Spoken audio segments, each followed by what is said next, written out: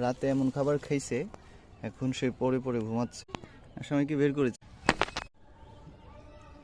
এই টপটি আমার নিচে ছিল, ওখানে দেখুন, দেখি যে এটাতে খেয়ে ফেলছে।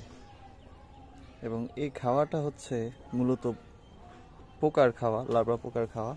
এবং সাথে সাথে এই ফুলটা দেখুন মরে গেছে। তখন আমি বুঝতে পারছি যে ভিতরে একজন আসামি আছে। দেখি একটু আসামিটা খুঁজি। দেখুন, এই ফুলের মাথাটা নষ্ট করে ফেলছে, এই জন্য এটা কালো হয়ে গেছে।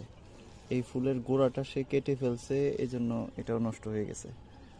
আর এগুলাতে সে রাতের বেলা এসে সে খাইছে, আর এখন ওই দেখুন এখানে বসে বসে ঘুমাচ্ছে। ওরে বাবা, দেখতেই ভয় লাগে। দেখছেন অবস্থা? নিবিড়ে সারাদিন ঘুমাবে, আর রাত হলে নিশাচর হিসেবে বের হয়ে এসে এগুলাকে খেয়ে নষ্ট করে দেবে। আসামিটাকে তো বের করা দরকার। বের হয়ে আসো, বের হয়ে আসো। সে বেরই হতে চাচ্ছে না।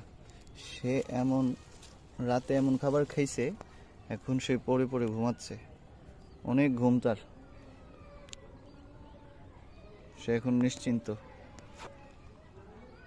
পেটে কোনো ক্ষুধা নাই, কাজের কোনো টেনশন নাই। সারাদিনে ঘুমাবে, আর রাতে উঠে এই দেখুন এটার মাথাটা নষ্ট করে ফেলছে। দেখছেন? খুব খারাপ।